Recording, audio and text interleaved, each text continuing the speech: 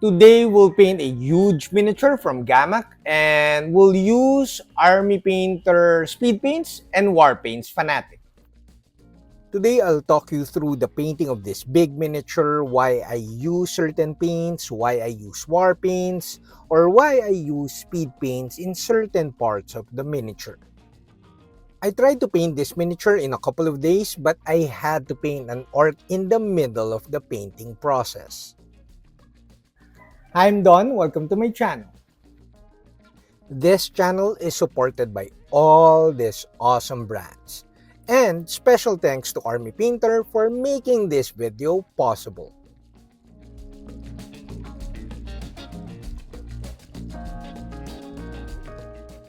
We start by painting the base colors of the gold parts. I'm using golden armor because it's a little bit darker than the other gold paint, the other gold speed paint. And I wanted it to be darker so that my highlighting later will be a bit more prominent. Speed paint metallics are magic.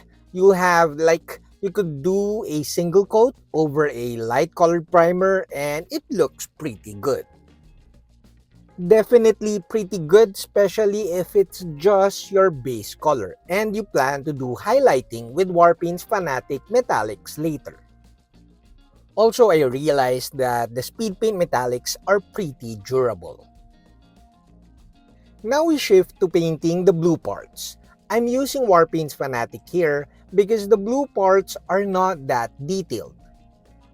Speed paints render really well over surfaces that has very nice texture like fur or any surface that has many recesses.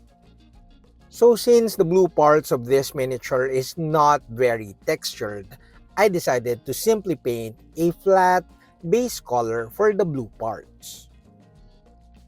After painting all of the blue parts, I wanted more separation in between the gold parts and the silver parts later. So for the steel or silver parts of this miniature, I decided to paint it black or with black underpainting because I plan to paint with Warpaints Fanatic. Of course, the speed paint silver metallic paints will do really well over this plate mail, but I wanted like a different method of painting the silver or steel parts. Also, by painting black underpainting before I paint the silvers, I will have very good separation in between the gold parts and of course the silver parts. Now we move on to painting like the smoke that is coming out of the jar, all with those skeletons and stuff. This part took a chunk of my time in painting this miniature. I initially thought that this big miniature will be just a one-day painting, but because of this smoke, I spent too much time on this one. But I'm pretty happy with the result. I started with a light turquoise color just to give a nice base color for this smoke part. I applied this color in a couple of passes, making sure that I let dry in between coats. Now we paint the base of the miniature. I'm using palette bone, which is awesome, especially for desert looking bases like this one. Since the base has very nice details and is very textured, the palette bone speed paint rendered so well over the miniature. These days, especially if my primer is light colored, I almost always use speed paints for the bases.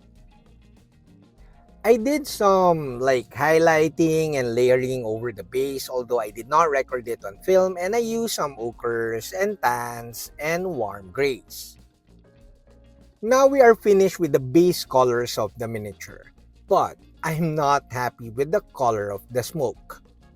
The color doesn't really give me the color contrast or color whatsoever. Basically, I don't like the color versus the armor parts of the smoke, so I had to tweak it a little bit. I decided to use Ghillie Doo, which is a very nice yellow-green color. More yellowish than green, but it's very nice and vibrant.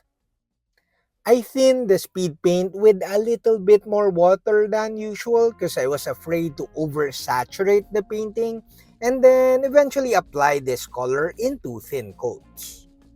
Make sure that you allow a bit of drying time in between coats, and you could use a hair dryer, but make sure to let the paints or speed paint settle a little bit before using a hair dryer. You may also thin down the second coat a little bit more so that you do not oversaturate the painting of the miniature. After a couple of passes, the smoke part is looking pretty good. Also notice that I painted the skeletons black so that it creates a nice separation later when I paint the skeletons. After painting this part, I actually set this miniature aside and let it cure overnight, or at least the whole day. Because I had to paint, well, not had to, I wanted to paint an orc while in the middle of painting this miniature.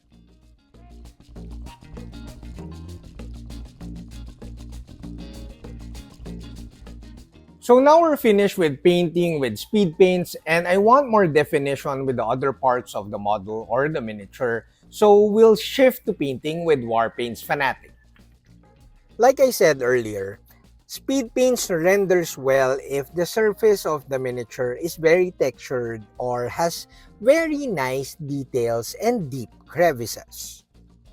The sculpting or the sculpt of the smoke is very nice and dynamic, but it doesn't have textures. Thus, I'm not really happy with the rendering of the speed paints.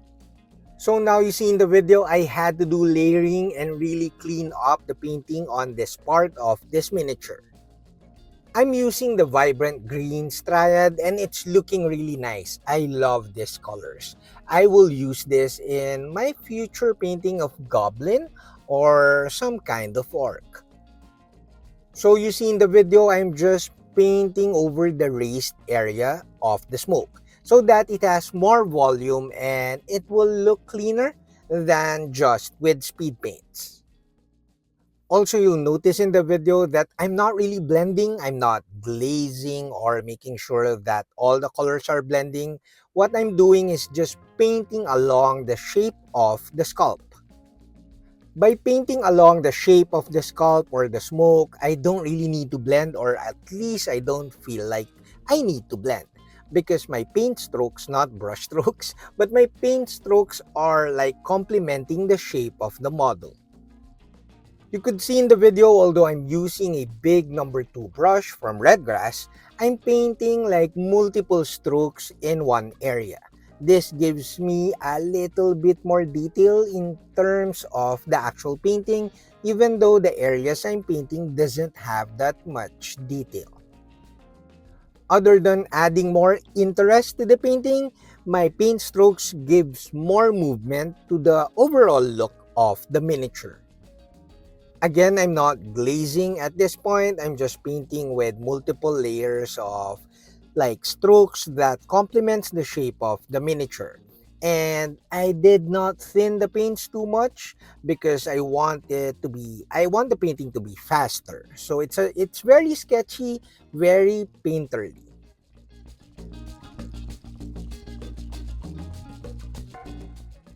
Now to soften my painterly and sketchy painting on the smoke, I decided to soften the shade areas with blue fluorescent paint.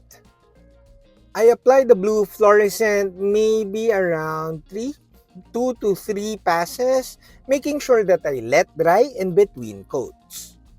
This is my first time to use the fluorescent paints from Warpaints Fanatic, and I can't really give a verdict yet.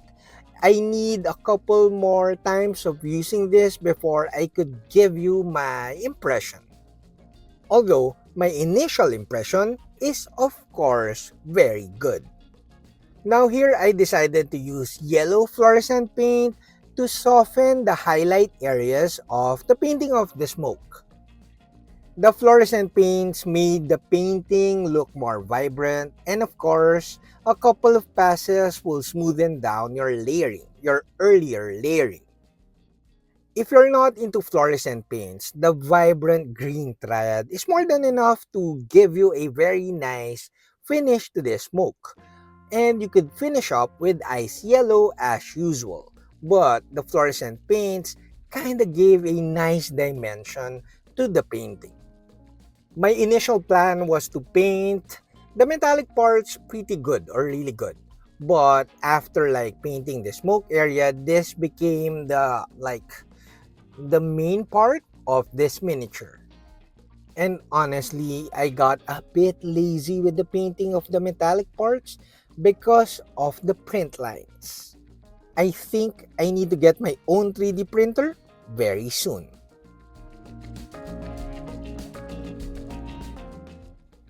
Now we paint deep gray before we paint the metallics. The reason for painting this is because this matte color will render darker if you apply a wash on top of this and the metallics.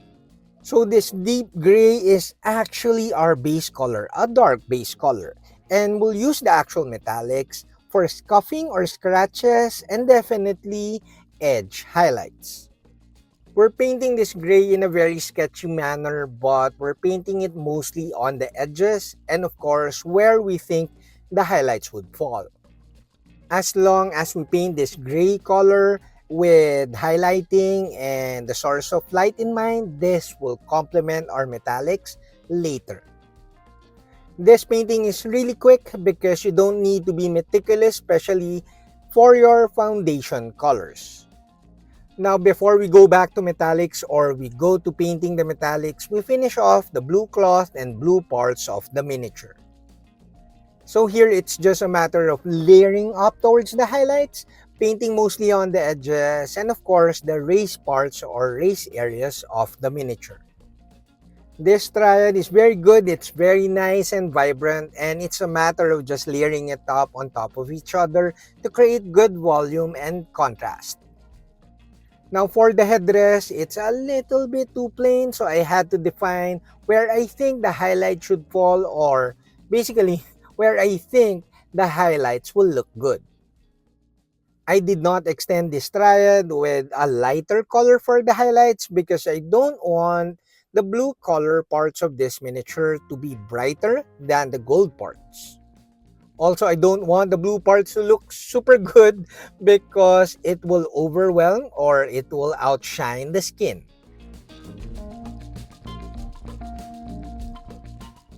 Now we paint with the actual Warpaints Fanatic metallics. The metallic paints from Warpaints Fanatic are very good. Their coverage is almost as similar to the standard colors. The coverage of these metallic paints are so good, you could actually sketch with these colors, with these paints. As you can see in the video, I'm painting mostly scratches and the edges of the plate mail to give it more definition and nice contrast. So it's just a matter of defining where I think the highlights would fall and of course defining the edges of the details and making sure not to overpaint or paint over the gray underpainting earlier. Now the silver parts are looking too good, better than the gold part, so I had to paint scuffs and scratches with over the gold parts to make it also as good as the silver parts. Good thing the bright gold paint from Warpaints Fanatic is very bright. So although the miniature is very big and it has a lot of gold parts, it's just a matter of painting scratches and edge highlighting with the bright gold. You may also apply a quick dark wash before you paint the metallic highlights to make the highlights more prominent. Now, before our final thoughts, a ton of thanks to all you guys, my viewers, and my patrons at Patreon. And of course, special thanks to Army Painter for making this video possible. So this painting was weird. I paused in between at the middle of painting this miniature. And if you look at the painting of the blue parts, it's a little bit non-metallic metal and then actual true metallic metal on the gold parts and of course the silver parts. Also, I painted the gold parts differently. I painted with speed paints for the base color, but the plate mail The silver parts I painted with gray first before sketching some actual metallic paints. So the overall painting is kind of weird. Like you have NMM, TMM, and different methods of painting TMM. And it looks good, I think, except for the print lines. However, I must admit that the actual painting of this miniature is so inefficient. In my videos this March, I'll continue to paint with Army Painter paints, Warpaints Fanatic, and of course, Speed Paints. I love the washes, but I think I'll focus on using the Speed Paints as my washes. Overall, the skin painting needs improvement, although I did paint a bit of highlights with white Warpaints Fanatic on the raised areas of the skin. Although it lacks a bit more shade, but I think it looks fine. Also, you'll notice I had to paint some red parts on the miniature so that I have more color contrast. I must say though that the gold is looking pretty good. Speed Paints Metallics are magic. That's it, Pansit. I hope you like this video. Do like, subscribe, and all that stuff because it helps the channel a lot. And until my next video, guys. Bye!